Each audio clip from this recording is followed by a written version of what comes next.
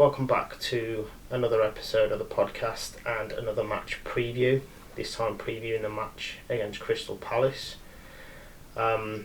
Just looking back at the last one briefly, the game against Southampton.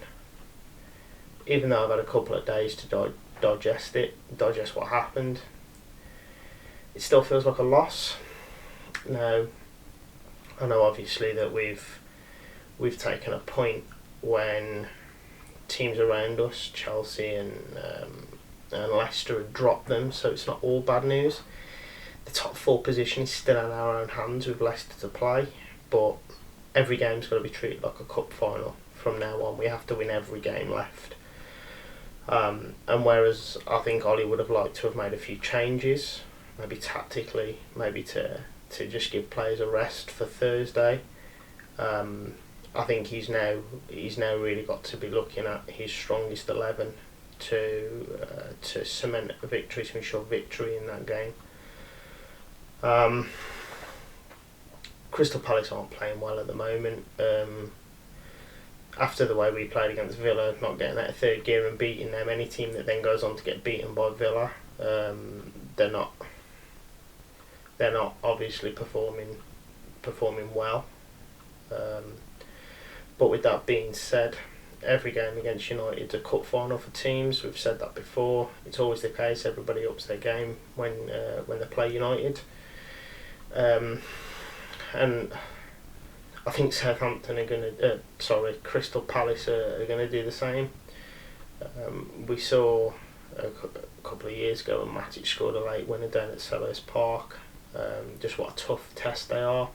Obviously beat us earlier on in the season with a late goal. So again, it's not going to be a walk in the park game, but it's one that we should be winning. I think there's a lot been made of that Southampton game, and even though, like I say, it feels like a loss, I think it's been slightly blown out of proportion. It's not as bad as people are making out. Yes, I think Ollie's changes were very defensive and somewhat negative, but then on the flip side I understand why they had to be made. They were getting far too much joy in midfield, which is why he brought Fred on, so you can't argue with that one. But then taking Bruno off, we've got no creativity in the team. Now, with that being said, like I say, I can understand why he's made the changes that he made. Bruno's played a lot of minutes of football since Project Restart, and he needs a rest. So that's where your squad has to be good enough, and I think that's why we struggled all season in squad depth. We proved that in the FA Cup game against Norwich when he rested a lot of players, and the quality just wasn't there. So I don't think there's going to be wholesale changes for this game. It's a must-win. Like I say, every game now has got to be treated like a cup final, one that we must win to guarantee top 4. We can't afford to fall behind at this point. It's still in our hands. But with that being said, we need to keep the pressure on, and it'd be nice for Leicester and Chelsea to drop further points, which, looking at their running, I think there's a high chance of. So we need to be ready to capitalise, which we haven't done all season, and we didn't do again against Southampton. A lot's been made of the defending for the second goal. It's always hard down to 10 men. A lot's been made of Maguire, but they're doubling on a threat. They're doubling on the biggest threat from set players.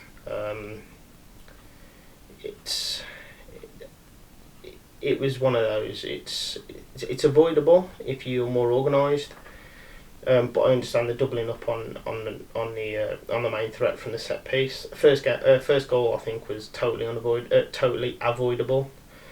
De Gea plays a pass to midfield. Now, I'm all for centre backs splitting, but personally, when they do, I don't like the ball played down the middle of the park. It leaves yourself very open if you were to lose it, as we did against Southampton, and we had that warning sign against Villa when a very similar thing happened and Trezeguet hit the post. So it's not the first time that we've done this. Sometimes I think it's just better to move the ball upfield and push out rather than try and constantly play from the back. like I say, in terms of the predicted starting 11 for this game, I don't think there's going to be wholesale changes. So we're going to see David De Gea in goal.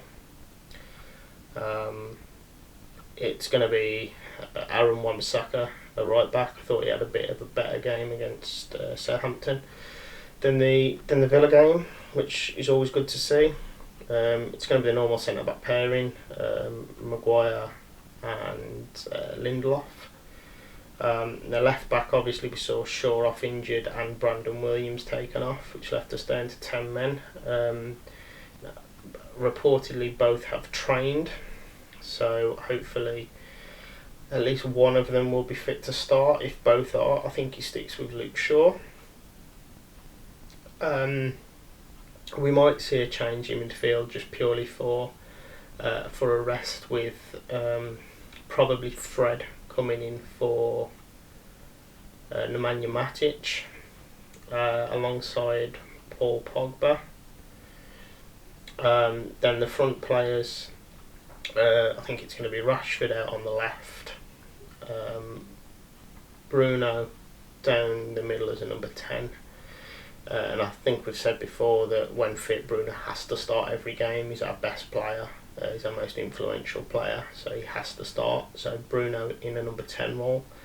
Then out on the right, apparently Mason Greenwood has also picked up a slight ankle injury. Reports are that he has trained, but I think we might see a change. I think we might potentially see Dan James given a run, with Greenwood potentially coming off the bench. And up front is Martial. I'm very impressed by him lately. I think he's becoming an all-round number 9. The way he held the ball up for the goal, for Rashford's goal against Southampton, and the way he held off Mings against Villa shows his maturity in understanding the game and his physicality. Just being able to hold that ball up, which Martial wouldn't have been able to do a couple of years ago. He'd have been nudged off it far too easy. But it's things like that that are making me understand that he is a more rounded number 9, and I think the striker search may be on hold, with us prioritising areas more in need because of how well Martial is doing in that role. So with that being said, that predicted starting 11, we look at the predicted final score for this game. I predict a win for United. I don't think it's going to be as tough as the Southampton game. I'm going for a 2-0 win for United, and another 3 points that hopefully keeps us well in the race. Maybe even moves us into those top 4 spots if Leicester drop points. So that's the end of this podcast. Thank you all for listening. If you do like listening to this content, if you could help us out, and if you listen to this on YouTube or iTunes, if you could subscribe. If you do watch this on YouTube, if you could give the video a like as well, that really helps us out. Podcast is also available on Spotify and on our website, rantsofareddevil.com, where you can also find other United related content and match reviews following the game. They're always up on site afterwards, so if you go check that out, let us know what you think. You can also follow us on Twitter, at rantdevil. The link will be left in the show notes, the description notes.